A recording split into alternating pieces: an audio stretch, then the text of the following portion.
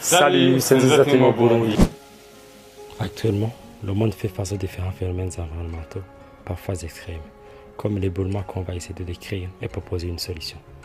Alors, on va expliquer ce phénomène d'éboulement, spécifiquement l'érosion des rivières. L'éboulement ou glissement de terrain est l'un des types de mouvements de terrain. Selon l'OMS, les zones les plus susceptibles de connaître des glissements de terrain sont les suivantes. Premièrement, les collines escarpées et fonds de canyon. Deuxièmement, les terres brûlées par des incendies de forêt. Troisièmement, les zones modifiées par des activités humaines telles que la déforestation ou la construction. Quatrièmement, les canaux le long d'un ruisseau ou d'une rivière. Cinquièmement, les endroits où l'eau de surface ruisselle abondamment. Ici, on va se focaliser sur ce causé par l'érosion des rivières. Cette érosion des rivières dans la municipalité de Bujumbura cause l'effondrement des berges et emporte des centaines de milliers de tonnes de terre dans le lac Tanganyika, selon l'Institut national des statistiques du Burundi. Ce qui va causer aussi des pertes économiques énormes aux ménages, à la municipalité et au pays, ainsi que la pollution marine. On remarque aussi que ce phénomène peut creuser le lit d'une rivière ou modifier le relief. Ces deux formes sont l'érosion et l'alluvionnement. Alors, la solution innovante qu'on propose est la combinaison de deux techniques qui font déjà leurs preuves. L'un, c'est la stabilisation des berges en les donnant une pente. L'autre, c'est le reboisement de la zone tampon par des plantes propres à cette zone, comme les bambous par exemple. Cette combinaison servirait à atténuer le ruissellement de l'amont, c'est-à-dire les montagnes surplombant la ville, afin d'éviter cette érosion ou cet alluvionnement, et toutes les conséquences désastreuses, tant sociales qu'économiques.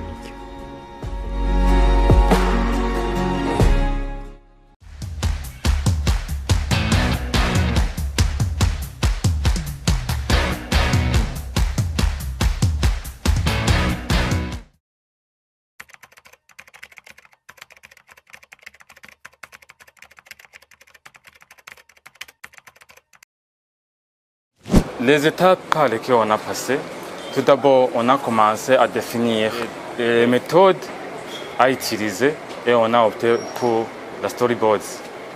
Et puis, on a tracé les contours de notre solution. Et ensuite, on a identifié les sites qui avaient déjà utilisé des solutions semblables à la nôtre. Et puis, on a retenu 3 sites, dont la rivière Nahanga qui est au nord, rivière Muha et Mhimba qui se trouve au sud de la capitale de Bujumbura. Par après, on s'y est rendu pour constater leur état actuel. Et après les travaux publics, c'est la stabilisation des berges et les programmes de reboisement de la Croix-Rouge, initiés par la Croix-Rouge du Burundi, et ainsi que les actions des volontaires dans la plantation de bambou.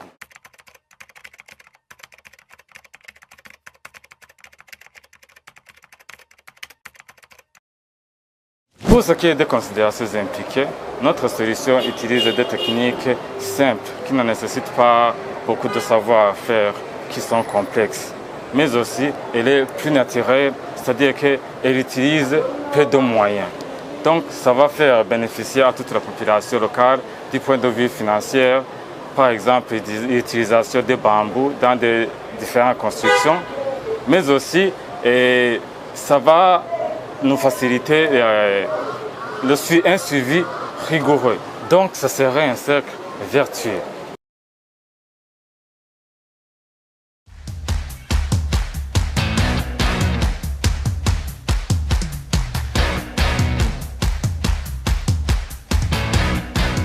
Vous qui habitez dans les alentours de cette rivière, avez-vous constaté une quelconque amélioration? Notre maison se trouve là en bas de la rivière. Vu les menaces qui nous guettaient, nous avons planté des bambous et maintenant ça va. Même pour ceux qui habitent en haut de la rivière, c'est tranquille quand on a planté des bambous, sauf ceux qui ont été détruits. Nous avons embarqué ensemble lors de nos descentes sur terrain dans les vidéos qu'on vous a présentées précédemment. Maintenant, voyons si on a fait le même constat. La solution de plantation de certaines plantes pour stabiliser les berges est simple et répandue dans sa mise en application. Mais elle nécessite un suivi rigoureux et une évaluation systémique, car après tant d'efforts, dans son exécution. On trouve des gens qui font de l'exploitation du sable sans réglementation, causant ainsi des érosions et laissant ces plantes déracinées. On trouve aussi d'autres solutions comme les murs de soutènement, les murs en gabillon et les barrages, mais qui n'ont pas duré. Alors, on aimerait améliorer cette solution de reboisement en commençant par la sensibilisation des riverains à la formation dans sa mise en œuvre pour non seulement leur protection, mais aussi pour un bénéfice financier. Par exemple, les bambous sont utilisables dans différents domaines comme l'alimentation, la construction, l'art, la fabrication du papier, etc. Mais aussi, il y a nécessité du matériel pour abaisser les berges afin de les donner une faible pente sur laquelle on peut faire ce reboisement, permettant d'atténuer, voire stopper l'alluvionnement.